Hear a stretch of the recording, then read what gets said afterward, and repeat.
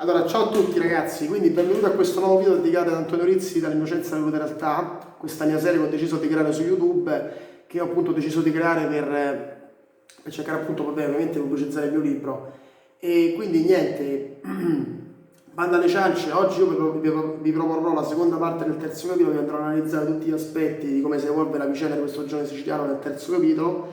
E niente, vabbè, però prima di cominciare ovviamente, vabbè, vi ricordo che io, vabbè, questo libro, questo mio romanzo, Antonio Rizzi, la licenza in realtà è stato il mio secondo libro perché il mio debutto letterario è stata la seconda esistenza, che è questo libro qui, che è un piccolo libricino che racconta semplicemente la mia autobiografia su come io sono uscito successivamente a sopravvivere da una lunga malattia nel 2015, ma questa è un'altra storia, questo è semplicemente il mio primo libro, il mio debutto. Poi successivamente, dopo questo libro che mi è stato pubblicato a fine 2017, c'è stata la presentazione di questo mio secondo libro, che si chiama appunto Antonio Rizzi, dall'Innocenza alla realtà. È un libro appunto che parla delle vicende di un giovane siciliano, che è una serie di vicende, prima a Corleone e poi successivamente a New York, che viene coinvolto sempre più nel mondo malavitoso.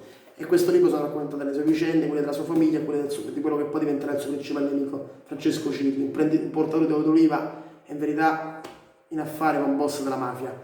Allora, quello che vi porto oggi è appunto la seconda parte del terzo capitolo, però vi ricordo, prima di cominciare a tutti gli effetti il video, che voi potete trovare una copia di Antonio Rizzi, disponibile sicuramente nella nostra enoteca di famiglia, la bottega del vino. Noi siamo a Corso Vittorio Emanuele III, numero 55 a Sabaudia, provincia di Latina, e i libri sono venduti personalmente da me. Certo, se siete fortunati magari qualche edicola libreria nell'Agropontino ce l'avrà, ma è più facile che la trovate da me, perché la vendo io personalmente, la firmo io personalmente.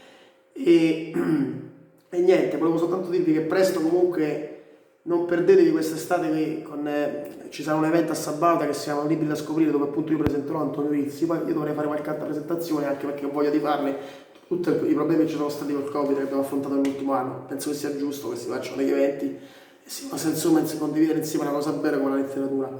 Quindi bando alle ciance, io vado subito alla seconda parte del capitolo 3, che mentre il capitolo 1 parlava di quella che all'inizio in tutti gli effetti è la storia di Antonio Rizzi, e il secondo capitolo invece andava ad analizzare la vita di Francesco Cirri, di come appunto lui abbia ereditato la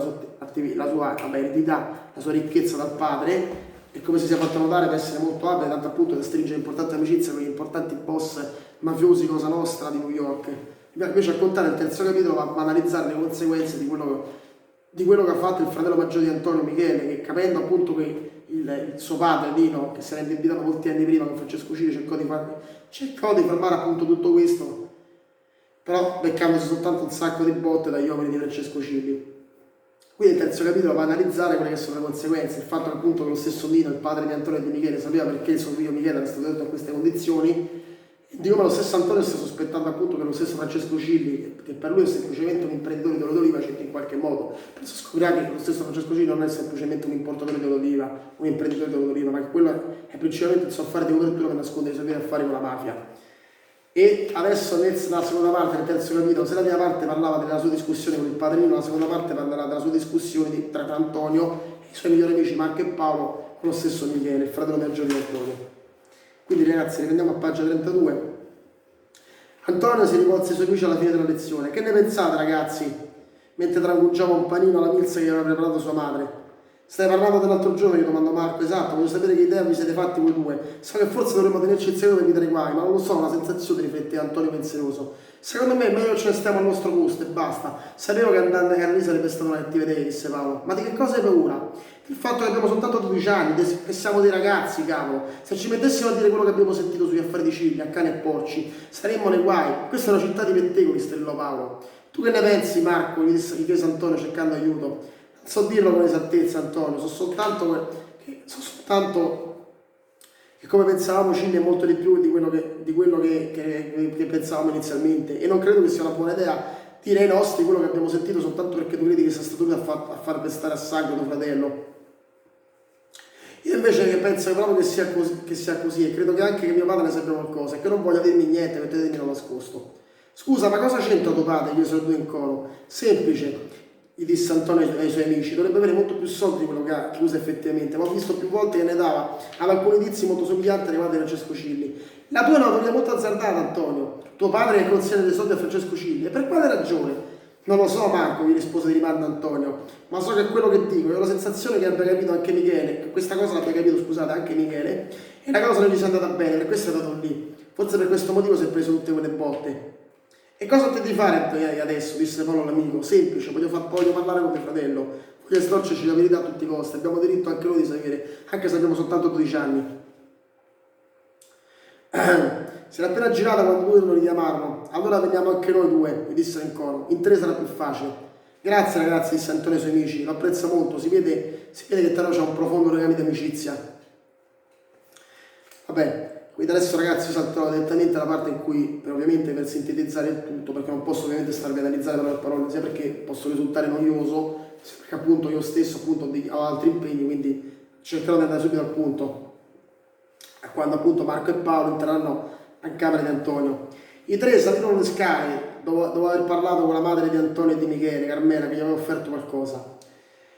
E girare e andarono subito al punto nella stanza di Michele. Marco e Paolo non si confusero, ma forse se fossero stati degli strani lo avrebbero fatto. Era una bella casa quella di Antonio e i suoi genitori, nonostante lo stessero tutt'altro che bene economicamente. Antonio bussò. Chi è? Fu la risposta di Michele. Quel rompiscatole di tuo fratello, i suoi migliori amici. Possiamo entrare? No, meglio di no, voglio riposare, lasciatemi perdere, rispose Michele. 2 minuti, vogliamo vedere come stai e poi ce ne andiamo via. Ah, e va bene, però quando ti fa male, quando ti fai male tu, organizzerò un festino con la musica a palla, si arrese Michele, cercando appunto di essere sarcastico. I tre entrarono, Michele era steso nel letto e leggeva una rivista. Quando la scostò, Antonio poté notare come fosse fasciato sia in faccia che sulle gambe e aveva un enorme cerotto anche sulla fronte dove aveva perso molto sangue al naso. Il problema più evidente appunto l'aveva al naso, dove era tutto coperto all'infuori ovviamente della fronte per permettergli di respirare. Antonio aveva già visto così, quindi se l'aveva già visto così, quindi se lo aspettava, ma non si può certo dire che per Marco Antonio fu la stessa cosa, considerando che guardarono inorriditi. Allora come va Michele? Chiese Antonio. Non bene, a parte quelli più superficiali, mi hanno dovuto suturare il naso per evitare un'emorragia. Spero veramente che non si debba fare un intervento, gli rispose. Sei uno tosto, qualche giorno ti prenderai, lo incoraggiò Paolo, giusto? Aggiunse Marco. Però non è per questo motivo per cui siamo entrati qui, caro fratellino. Sì, lo so, volete sapere che mi ha ridotto così? Esatto, disse Antonio di rimando a suo fratello. Perché non ci puoi dircelo? Spiacente, gli rispose l'altro di controbalzo. Questi sono affari miei, non posso rivelarvi che è stato. Sei troppo giovane, io mi metterei in pericolo e non voglio farlo. Sembri papà, gli disse Antonio. E ha ragione, disse Michele. Non c'è motivo perché dobbiate saperlo. Io stesso dovevo stare al mio posto e invece come al solito mi sono fatto prendere dalla voglia di vivere l'avventura. E questo... Ma tu no... Allora, scusate.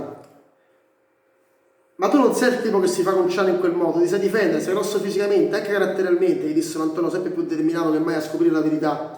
E con questo che volessi dire, gli disse l'altro, che io e anche Marco e Paolo non ci beviamo con le storie che racconti, sono solo scuse, so che è una faccenda che riguarda anche papà, non mollò. Ma che stai dicendo? Cosa c'entra sto padre? C'entra che molte volte l'ho visto parlare con degli uomini ben vestiti e questi uomini sono gli stessi, scusate, che fanno la guardia a Francesco Cilli. Ma che cavolo stai dicendo? Gli rispose Michele, ma non poteva più nascondersi. Antonio stava per fargli dire tutto. Non fare il finto tutto con me, Michele, l'hai vista anche tu, papà. Papà gli ha dato dei soldi, non so perché lo fa, ma sono sicuro che ti sei messo di mezzo e per questo le prese, concluse. Aveva fatto centro, Michele aveva la faccia di uno che non aveva più niente da dire, pur di cambiare lezione, e per la prima volta forse Antonio vide uno sguardo di orgoglio di suo fratello nei suoi confronti. Sì, è vero, non posso negarlo, si arrese Michele infine. E cosa pensi di fare adesso che sei tutto? Spiffrare tutto così saranno dolori anche per te? Ma certo che no, voglio semplicemente il tuo aiuto per cercare di capire perché nostro padre paga Francesco Cilli. A me non direbbe niente, sai perché? Sai perché? Ma forse con te parlerebbe. Michele lo guardò, ma poi disse, e va bene, quando potrò alzare il culo dal letto, poi mi sarò rimesso, proverò a parlare, del resto non voglio che succeda qualcosa di brutto, né a voi, né a lui, né ovviamente anche a me. Grazie Michele, noi ti lasciamo riposare. Sì Michele, grazie dell'eccezionalità, disse Marco. Giusto, concluse Paolo, dopodiché i tre uscirono dalla stanza. Antonio guardò suo fratello che ammiccò e capì di essere riuscito a fare quello che doveva fare. Insomma, Michele aveva accettato e Antonio era felice, ma non era sicuro del tutto se poteva fidarsi o meno di suo fratello. Ovviamente quando era a scuola o passava il tempo con i suoi amici, aveva la sensazione che cercasse di evitarlo. Quando si alzò dal letto cominciò a mangiare a tavola, ma poi si dileguava nella sua camera. Studiava, diceva, ma Antonio era convinto che cercava di capire come parlare a suo padre di quella faccenda di Francesco Cilli. Per quanto riguardava suo padre, Antonio aveva deciso di far cadere la cosa e non parlare più con lui delle botte che si era preso Michele. Si sarebbe insospettito e tutto sommato ci riusciva abbastanza bene. In fin dei conti suo padre, che vedeva più spesso, in fin dei conti scusate, era sua madre che vedeva più spesso, mentre niente era a casa soltanto nei momenti in cui Antonio non c'era. Per quanto riguardava i suoi amici, Marco e Paolo evitarono l'argomento, per me erano terrorizzati da quello che sarebbe potuto succedere anche a loro, se si fossero immischiati in affari che non riguardavano, ma erano anche molto intelligenti, tre ragazzi dodicenni che accusano un importatore dell'oliva di gestire affari legali, chi se la sarebbe bevuta? E poi comunque era una vicenda personale, almeno per Antonio. Suo padre era indebitato con Francesco Cile e suo fratello era stato massacrato di botte dai suoi uomini.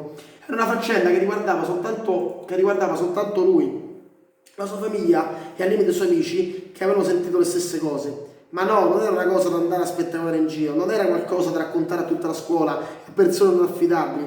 Le voci giravano veloci come il vento a Corleone e Antonio, se voleva in qualche modo gestire la cosa, doveva contare solo sulle persone fidate ed affidabili. Questa era l'unica cosa certa.